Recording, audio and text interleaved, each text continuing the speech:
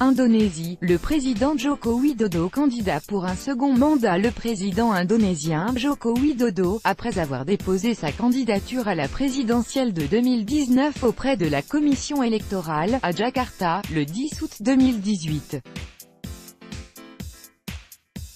Reuters, Willy Kurniawan. Le président indonésien, Joko Widodo, vient de déposer sa candidature pour un second mandat. Le scrutin est prévu pour avril 2019.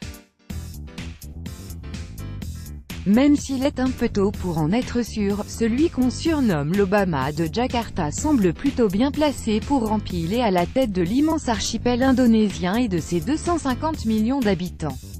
Il a toujours le sourire aux lèvres, toujours cet air de Barack Obama. Rien ne semble l'atteindre, Joko Widodo. En Indonésie, il est surnommé Jokowi, une sorte de grand frère qui rassure. Il avait promis 7% de croissance chaque année.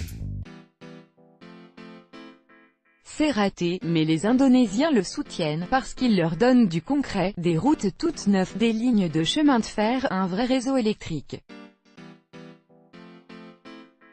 Il y a plus de 200 projets d'infrastructure en cours.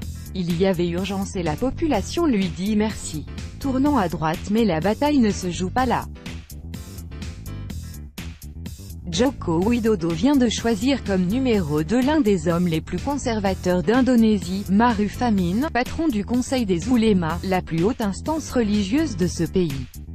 Connu pour ses positions méprisantes à l'égard de certaines minorités, notamment la communauté LGBT, lesbienne, gay, bisexuelle, transsexuelle, ce prédicateur islamiste s'est notamment impliqué dans l'affaire qui a contribué à la condamnation à 2 ans de prison en 2017 de l'ex-gouverneur chrétien de Jakarta, Basuki Tjahadjapurnama, surnommé Ahok, pour insulte faite à l'islam. Pourquoi pencher à droite? Jokowi veut sans doute se blinder contre les groupes radicaux, des agitateurs qui l'accusent de ne pas être assez musulman. En 2016, ils ont mis des centaines de milliers de personnes dans la rue. Cette fois, avec un conservateur comme doublure, il cherche à gagner des voix dans l'électorat attaché à l'islam, quitte à se froisser avec une partie de son électorat modéré. Revanche de 2014. Joko Widodo sera opposé en 2019 à Prabowo Subianto, un ex-général aux agissements controversés sous la dictature de Suharto, 1967 à 1998, qui fut son rival malheureux en 2014. Il a choisi l'actuel vice-gouverneur de Jakarta, Sandiaga Uno, un ancien homme d'affaires et riche investisseur, pour être son candidat à la vice-présidence. Pour se présenter, un candidat doit bénéficier du soutien de partis ayant recueilli au moins 20% des suffrages au précédent scrutin. Jokowi et Prabowo sont les deux seuls à avoir dépassé ce seuil.